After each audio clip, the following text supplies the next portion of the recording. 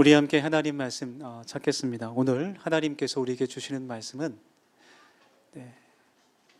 요한 1서 1장 5절에서 10절까지 말씀입니다. 우리 성경을 찾으셔서 요한 1서 1장 5절에서 10절 말씀, 그날 함께 나눌 성경 본문 말씀은 저희가 화면에 띄우지 않죠. 그래서 성경책 혹은 성경 앱을 설치하셔서 이렇게 중간에 성경에 이렇게 밑줄도 치고 메모도 하셔도 좋을 것 같아요. 그래서 중간중간 또 저희가 같이 읽어 나가니까 성경을 덮지 마시고 그대로 펴놓으셨으면 더 좋겠습니다. 요한 1서 1장 5절에서 10절까지 말씀 우리 한 절씩 교독으로 읽으면서 마지막 절은 함께 읽겠습니다. 제가 먼저 5절 말씀 읽겠습니다. 우리가 그에게서 듣고 너희에게 전하는 소식은 이것이니 곧 하나님은 빛이시라. 그에게는 어둠이 조금도 없으시다는 것이니라.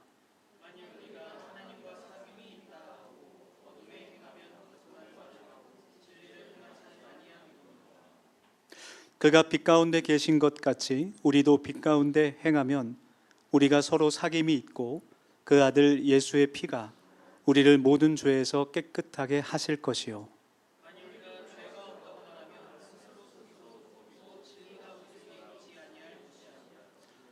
만일 우리가 우리 죄를 자백하면 그는 미쁘시고 의로우사 우리 죄를 사하시며 우리를 모든 불의에서 깨끗하게 하실 것이요. 10절 다 같이. 만일 우리가 범죄하지 아니하였다 하면 하나님을 거짓말하는 이로 만드는 것이니 또한 그의 말씀이 우리 속에 있지 아니하니라. 아멘. 오늘도 옆에 분들 인사하면서 마음을 좀 열고 시작했으면 좋겠습니다. 이렇게 축복할까요?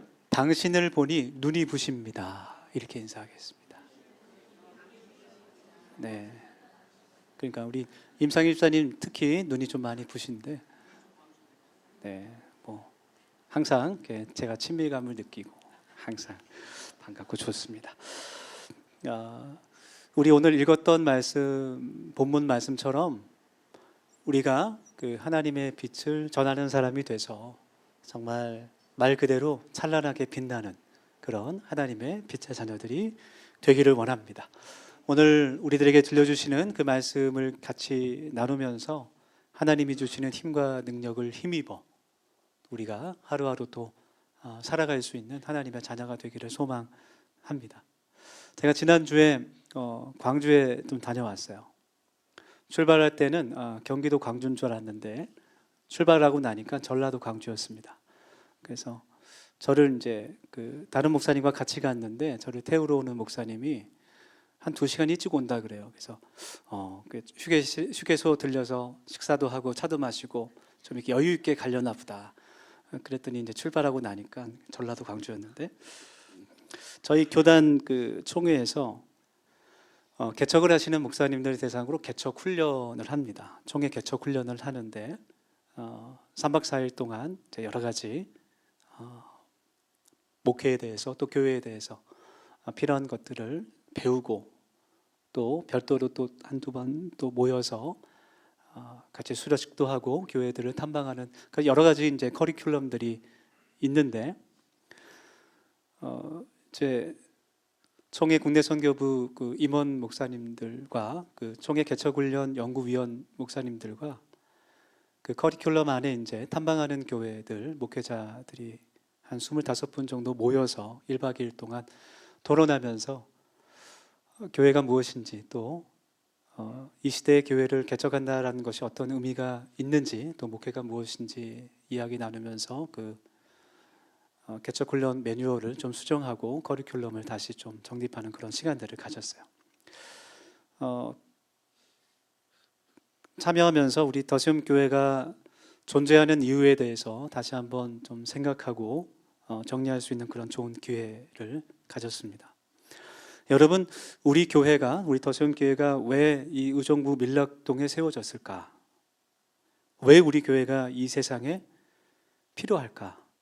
라는 질문을 다시 한번 갖게 됐어요. 하나님께서 왜 우리를 이곳으로 부르시고 교회를 삼아 주셨을까? 그것은 우선 하나님의 통치와 주권이 임하는 그 하나님의 나라를 이 땅에 세우기 위함입니다. 우리는 하나님의 말씀을 통해서 진리를 배우고 우리를 구원하시는 그 예수님의 복음을 믿고 그것을 영접하면서 하나님의 자녀로, 특별히 오늘 말씀처럼 빛된 자녀로 살아가야 할 사명을 가진 사람들, 그것이 교회 공동체의 사명이죠. 하나님께서 주시는 그 은혜와 성령의 지혜와 그 평안함으로 내 자신과 가정이 회복되고 풍성한 삶을 살게 됩니다. 그러나 그것이 우리가 교회로 부름받은 전부가 아니라는 것이죠. 우리는 더 나아가서 하나님의 말씀과 은혜를 세상에 전하는 선교적 교회로 살아가야 할 사명이 우리에게 있다라는 거예요. 점점 기독교와 교회들이 세상에 비난을 받고 점점 쇠퇴하고 있는 가운데 있죠. 그래서 15년 동안 그 개척 훈련을 통해서 이제 저희 교단이지만 저희 교단에서 얼마만큼의 교회들이 개척이 됐고 또 지금 그 가운데 몇 퍼센트가 남아 있고 이제 이런 통계들을 쭉 나눴는데 정말 참 쉽지 않다, 힘들다 그런 생각이 들어요. 네, 그러한 그 기독교의 위기 가운데 우리가 섬김과 도움의 그 가치를 따라서 정말 앞으로 더 복음을 우리의 삶을 통해 힘있게 전파하고 또 여러 가지 그 모양으로 섬기면서 우리 더샘교회가 정말 이 지역에, 이 도시에 필요한 공공재로서의 존재를 세워나갈 때 우리가 하나님이 부르신 그 사명을 감당할 수 있게 되는 것입니다. 그래서 여러분 함께 하나님의 꿈과 비전을 가지고 정말 우리가 앞으로 해야 할 일들이 참 많습니다. 아름답게 교회를 더 건강하게 세워나가면서 정말 이 시대에 이 지역에 꼭 필요한, 없어서는 안 된 그런 교회가 되기를 간절히 원합니다. 그래서 우리는 그 복음으로 사는 교회여야 하고 세상의 빛과 소금이 되어야 한다라는 것이죠. 오늘 성경 본문 그 요한일서를 기록한 사도 요한의 그 말씀들을, 사도 요한이 기록한 그 편지들을 읽어보면 특별히 사도 요한의 많은 관심사 가운데 특별히 생명, 예수님 안에 감추어진 그 생명에 아주 관심이 있다는 것을 알게 됩니다. 사도 요한이 기록한 다른 서신인 요한복음에서도 영원한 생명에 대해서 아주 관심이 드러나고 있는데요. 그것을 또 빛이 나는 단어로 표현하기도 해요. 사실 요한은 요한일서의 말씀 가운데 아주 분명하게 이 편지를 쓰는 목적이 무엇인지를 밝히고 있습니다. 그것은 이 편지를 읽고 있는 그 소아시아 지역의 교회들이 자신이 이미 영원한 생명, 즉 영생을 예수 그리스도의 은혜 가운데 이미 갖고 있다라는 것을 확신시키기 위해서 이 말씀을 기록했어요. 사도 요한이 이 말씀을 기록할 당시에 소아시아 지역의 교회들의 영지주의라는 이단이 굉장히 활발하게 활동하고 있었는데, 쉽게 말해서 영지주의라는 것은 영은 선하고 이 육은 악하다라고 주장하는 이원론자들입니다. 내가 하나님을 아는 깊은 지식이 있고 그 지식으로 인해 내가 구원받을 수 있다라고 주장했어요. 그래서 예수님께서 이 땅에 사람의 몸으로 오신 그 성육신을 부정하고 십자가의 부활도 부정하는 그런 사람들이었습니다. 우리가 예배 시간에 항상 처음에 일어나서 한 목소리로 사도신경을 고백하죠. 그 사도신경 안에도 예수님의 그 성육신에 대한 그 사건이 나오는데, 이러한 그 사도신조들은 그 이단들의 거짓된 그런 교리를 대항하기 위해서, 교회를 보호하기 위해서 만들어진 것이죠. 오늘 본문 말씀에서도 사도 요한이 그들이 가르치는 이 거짓된 교리에 반대해서 하나님의 사랑과 예수님의 그 복음, 그 진리를 가르치고 있는 것입니다.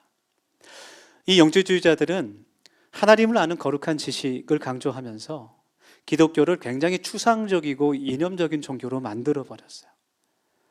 나는 하나님과 영적으로 깊은 교제를 하고 있고 또 악하고 더러운 내 육체를 절제하고 억누르기 때문에 나는 죄가 없다, 그렇게 주장하는 것이죠. 그러나 실제적으로 그들의 삶을 보면 그 어떤 선한 행위도 보이지 않았습니다. 여러분, 우리가 이 말씀을 통해서 우리의 신앙이 정말 추상적이고 이념적인 신앙이 아니라 지금도 나를 사랑하시고 나에게 말씀하시고 나와 함께 하시는, 나의 삶을 변화시키시는 그 살아계신 하나님을 만나는 질신된 신앙이 되기를 간절히 소망합니다. 할렐루야. 오늘 성경 본문 말씀이 먼저 우리들에게 하나님은 빛이시다, 하나님은 빛이시다, 그렇게 선포하거든요. 네, 그 의미가 무엇일까? 먼저 하나님이 빛이시다라는 의미는 하나님께서 우리를 구원하신다라는 그런 뜻이에요. 어둠 속에 있었던, 죄와 아픔 속에 있었던 우리들에게 구원의 빛을 비춰주신다는 말씀입니다. 이것은 예수 그리스도의 십자가의 구속을 통한 그 구원을 의미하는 것이죠. 우리가 빛 대신 예수 그리스도를 만날 때, 하나님을 만날 때 우리의 어두움을, 우리의 죄를 먼저 볼 수 있게 됩니다. 어두움 속에서는 어두운 것이 보이지 않기 때문에 우리가 빛 대신 하나님을 만난다는 것의 의미는 우리가 하나님의 구원으로 초대받을 수 있도록 우리의 모든 죄악과 어두움을 우리가 마주할 수 있게 된다는 것을 뜻하는 거예요. 예를 들어서 세상에서, 세상 사람들은, 즉 하나님을 알지 못하는 사람들, 하나님의 말씀을 알지 못하는 사람들은 죄에 대해서 무감각하고 무관심합니다. 어떤 것이 선한 것인지 악한 것인지 기준이 분명하지 않아요. 나에게 유익을 주는 것이면 그것이 선한 것이고, 나에게 유익을 주지 못하면 악한 것으로 생각하기도 합니다. 예를 들어 세상에서는 다른 사람을 미워하는 것을, 복수하는 것을 죄라 여기지 않죠. 내가 당한 게 있으면 kop절로 갚아줘야 된다라고 말합니다. 그러나 주님께서는 미워하는 것은 그 사람을 죽이는 살인죄와 똑같다고 말씀하시죠. 또 예를 들어 세상에서는 내로남불이라는 말을 많이 사용하죠. 네, 저희 막내가 사자성어인 줄 알았대요. 내로남불이. 내가 하면 로맨스고 남이 하면 불륜이라는 말인데, 주님께서는 배우자가 아닌 다른 이성에게 음욕을 품는 것만으로도 가늠하는 죄와 같다, 그렇게 말씀하셨습니다. 무엇이 선하고 악한 것인가의 기준은 내 감정과 생각이 아닌 하나님의 말씀입니다. 할렐루야. 네. 목사님 뭐 다들 그렇게 살지 않습니까? 이거 작은 것 아무것도 아니지 않습니까? 그것이 기준이 아니라는 거죠. 하나님의 빛, 그 말씀에 우리들의 자신을 비춰볼 때 우리의 죄를 깨닫게 되는 것이고, 그것이 빛 대신 하나님을 만나게 된다라는 거예요. 하나님께서 우리들에게 많은 은혜를 주시죠. 은총을 주십니다. 하나님을 믿었을 때, 또 우리가 하나님을 잘 예배하고 하나님의 말씀을 사모하고 교회에서 또 열심히 봉사하고 하나님께서 충성할 때 우리들에게 복을 주세요. 그것은 성경이 우리에게 약속하신 축복입니다. 그러니까 기복이라는 것이 성경적인 거예요. 그러나 우리가 기복주의에 빠져서는 안 되는 거죠. 그러나 하나님께서 우리에게 주신 많은 그런 은혜와 복 가운데 건강의 복도 있고 자녀의 복도 있고 물질의 복도 있지만, 가장 큰 우선적인 은혜와 복은 우리가 하나님 앞에 죄인임을 깨닫게 하시는 복입니다. 그것이 우리의 구원을 이루는 출발이기 때문에 그래요. 빛 대신 하나님께서 우리에게 임하실 때 우리는 우리의 죄와 허물을 발견하게 되는 것이죠. 한 목사님에게 어떤 청년이 찾아왔어요. 상담을 합니다. 목사님, 저는 예배도 빠지지 않고 기도도 많이 하는데 하나님의 은혜라는 것이 참 마음에 와닿지 않습니다. 실감나지 않습니다. 그냥 한 시간 앉아있다가 그냥 아무런 생각 없이 돌아갈 때가 많습니다.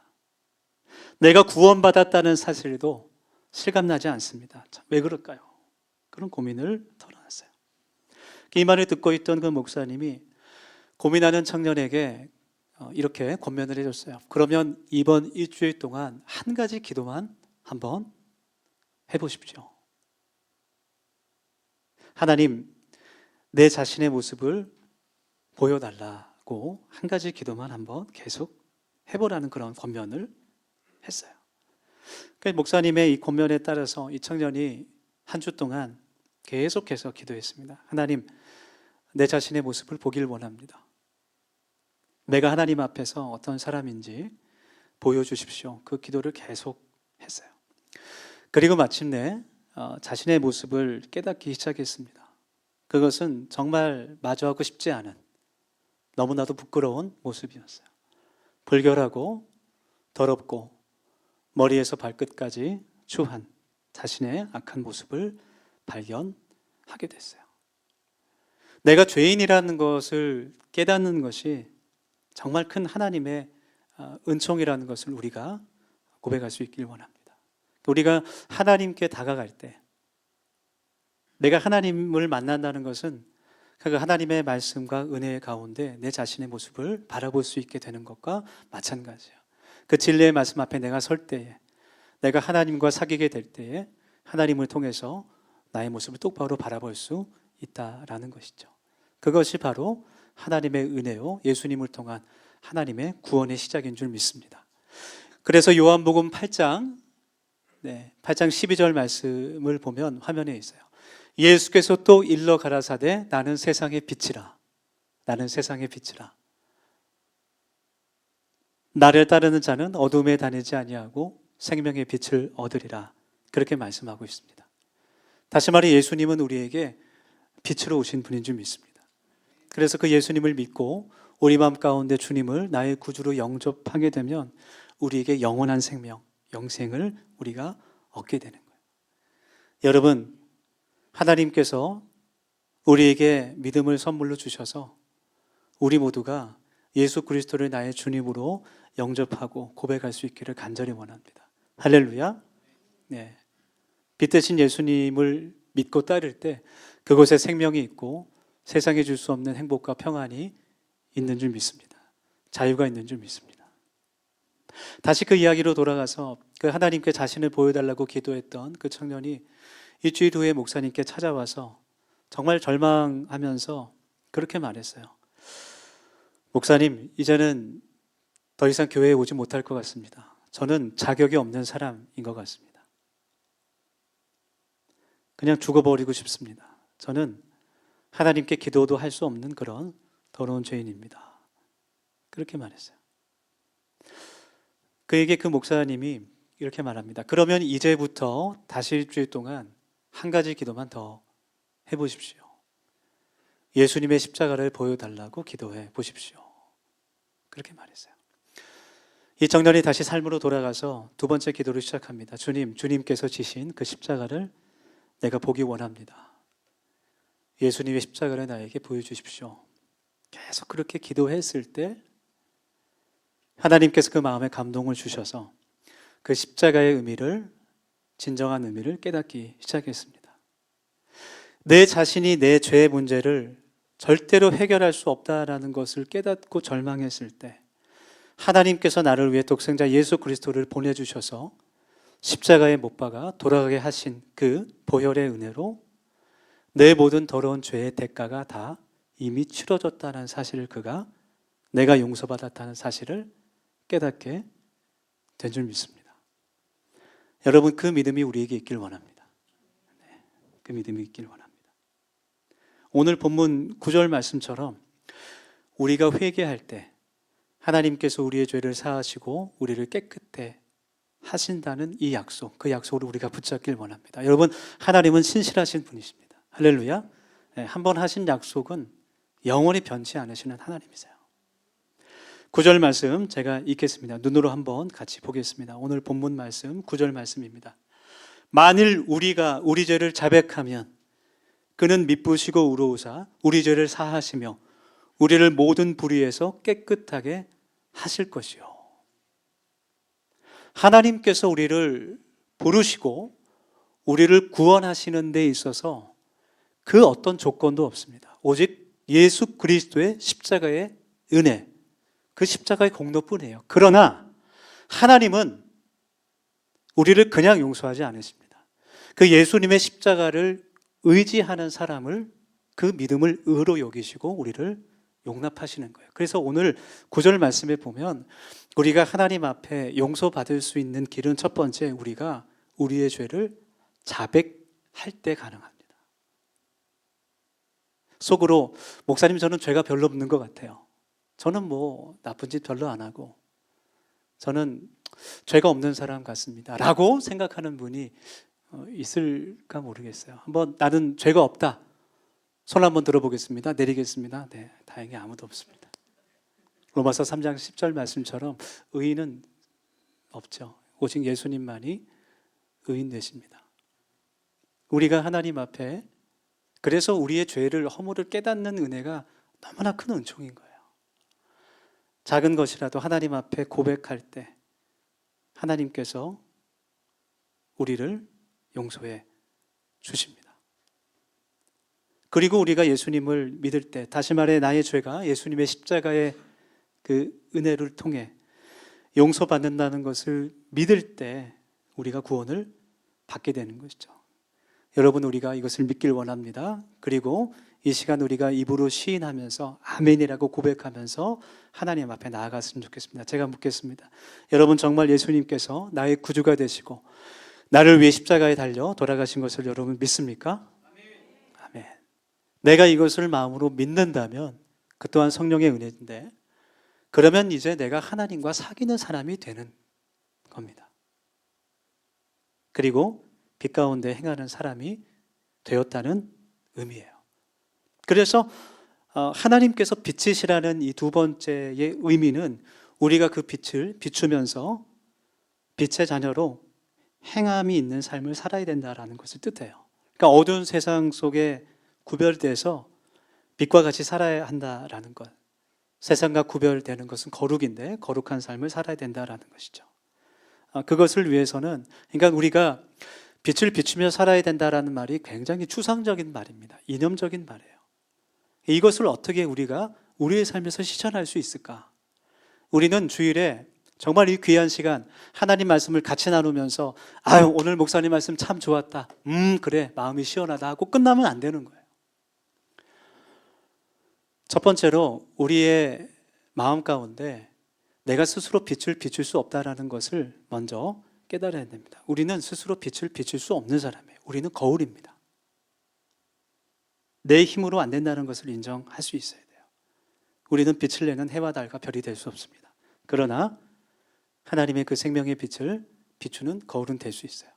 내가 먼저 구원의 은혜를 경험하고 하나님께서 나를 사랑하시고 나와 함께 하신다는 것을 내가 믿고, 내가 비록 연약하지만 부족하지만 나를 용서하시고 나를 도와주시는 그 하나님의 은혜를 먼저 내가 경험한 후에 그 빛을, 그 진리를, 그 생명을, 그 위로를 어두운 세상에 전할 수 있게 되는 겁니다.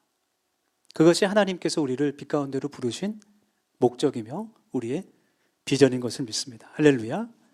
마가복음 5장 14절부터 16절 말씀, 긴 말씀인데 제가 읽겠습니다. 너희는 세상의 빛이라. 산 위에 있는 동네가 숨겨지지 못할 것이요 사람이 등불을 켜서 말 아래 두지 아니하고 등경 위에 두나니 이러므로 집안 모든 사람들에게 빛이 느니라.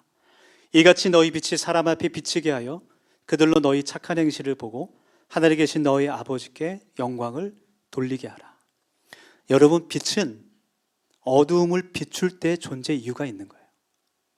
그래서 그 등불을 등경 아래, 그 선반 아래 두는 것이 아니라 높은 곳에 두는 것이죠. 마찬가지로 우리들도 세상에 그리스도의 그 빛을, 그 생명의 빛을, 진리를, 그 사랑을, 자비를, 긍휼을 비출 때 우리가 그리스도인으로서의 정체성이 세워지는 겁니다.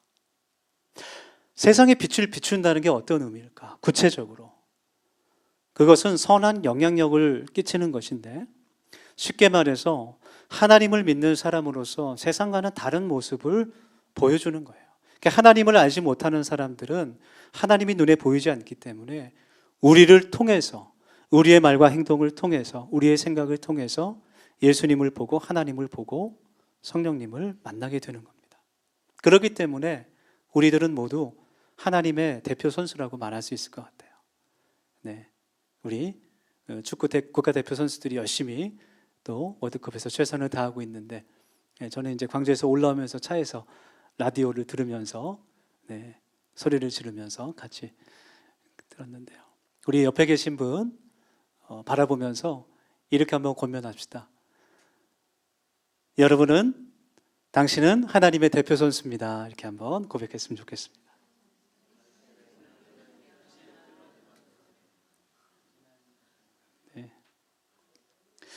그러니까 세상 사람들이 참 기독교를 많이 비난하죠. 비판하죠.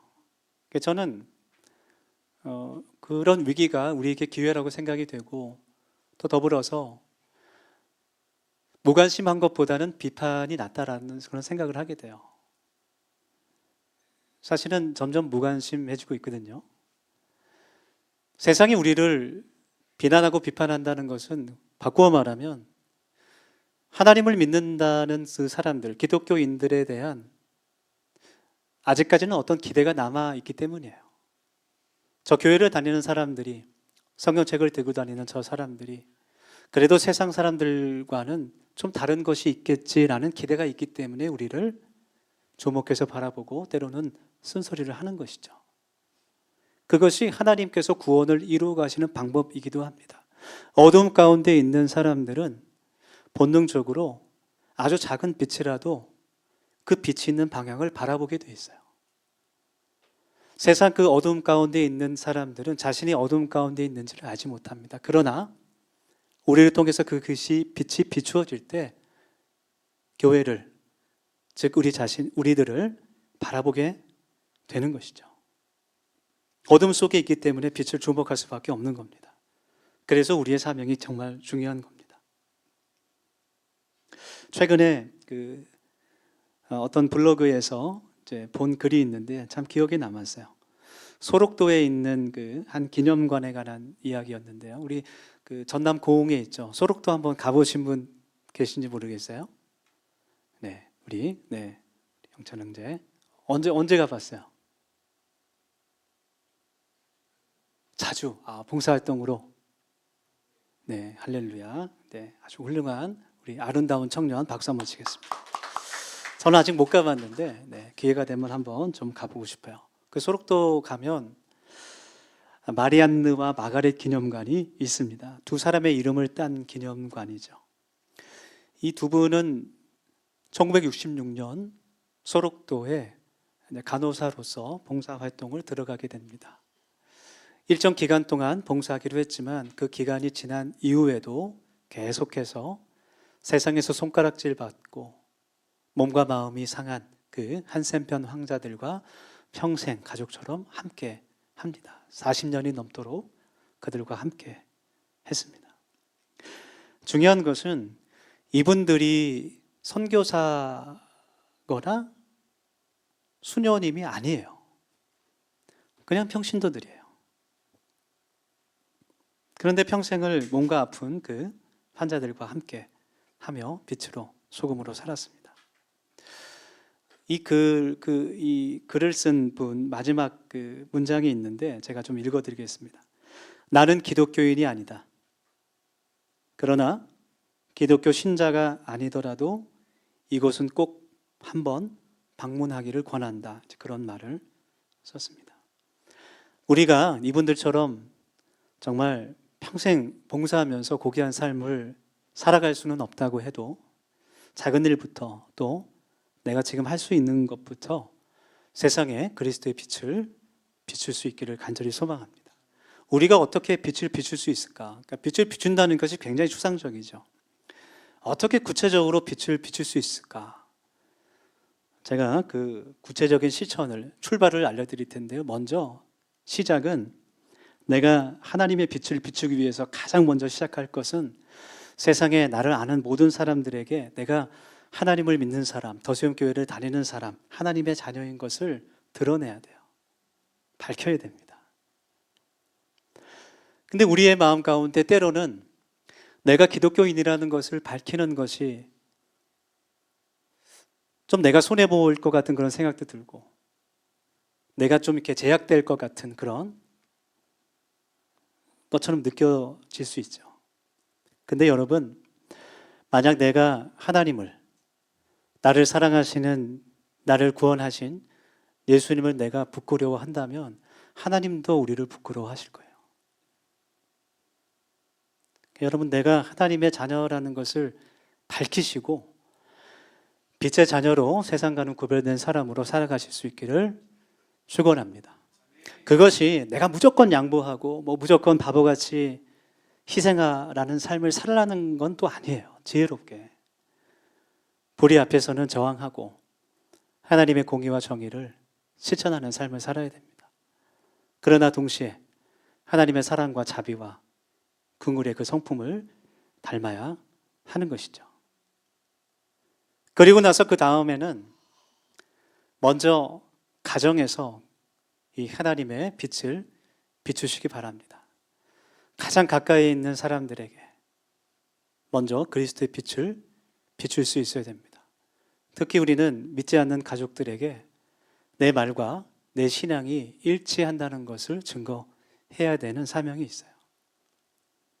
하나님께서 나를 용서하시고 사랑하셨듯 원수를 용서하고 사랑할 수 있어야 합니다.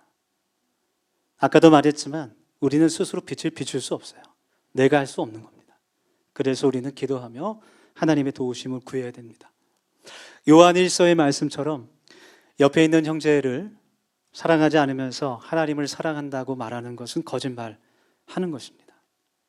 내가 먼저 하나님의 자비와 용서와 사랑을 보여야 됩니다. 그리고 이제 끝으로 세상 사람들에게 우리가 예수님을 믿었을 때 우리가 먼저 받았던 것처럼 아무런 조건이 없는 그런 선한 행위를 베풀어야 돼요. 우리 아까 읽었던 말씀 가운데 마지막 말씀 마가복음 5장 16절 말씀에서 이같이 너희 빛을 사람 앞에 비추게 하여 저희로 너희 착한 행실을 보고 하늘에 계신 너희 아버지께 영광을 돌리게 하라, 그렇게 말씀해요. 이 말씀에 나오는 착한 행실이라는 말은 우리의 영적이고 신앙적인 행동을 말하는 것이 아닙니다.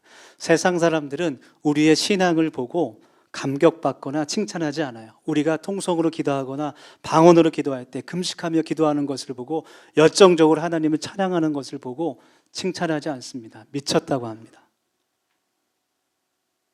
그러나 그 사람들이 정말 도움이 필요할 때 어려운 순간에 옆에 있어주고 작은 일이라도 필요한 것을 도울 때 감동하게 되는 것이죠. 여러분, 오늘 말씀을 우리가 마주하면서 내가 세상에 하나님을 믿지 않는 사람들에게 어떻게 비춰지고 있을까? 어떤 모습일까?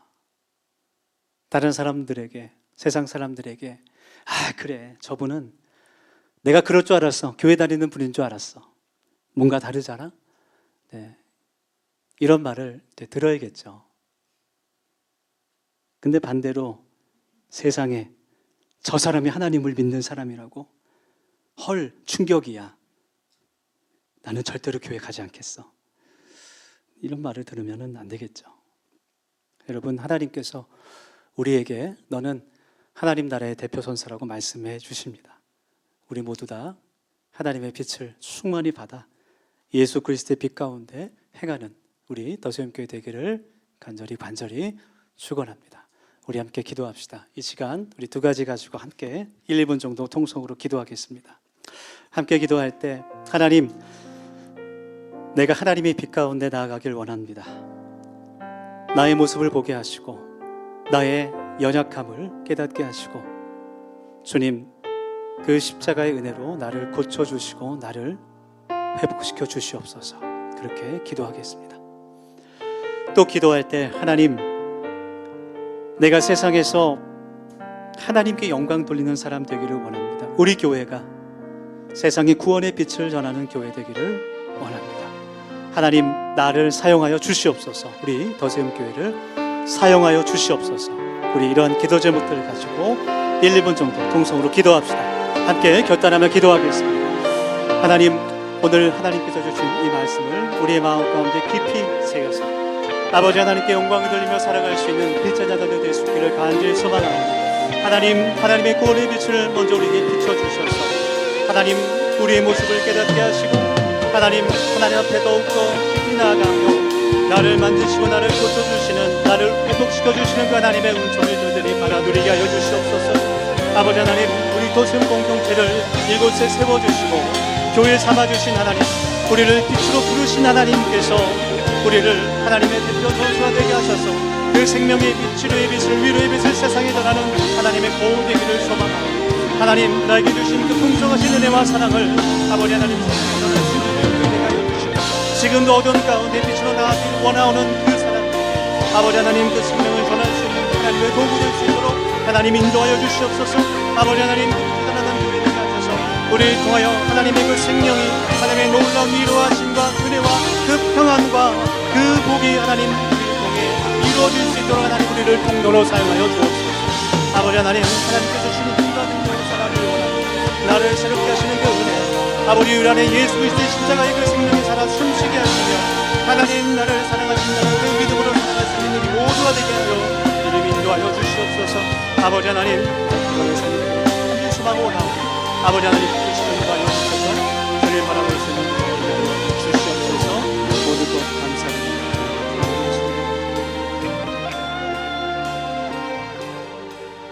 하나님, 우리 모두가 하나님과 깊이 사귐으로 빛 가운데 행하는 교회 되기를 소망합니다. 우리에게 빛으로 오신 주님을 만나고 그 빛을 세상에 전하는 우리 더시움 교회 되게 하여 주옵소서. 주님, 우리를 사용하여 주옵소서. 예수님의 이름으로 감사하며 기도드립니다.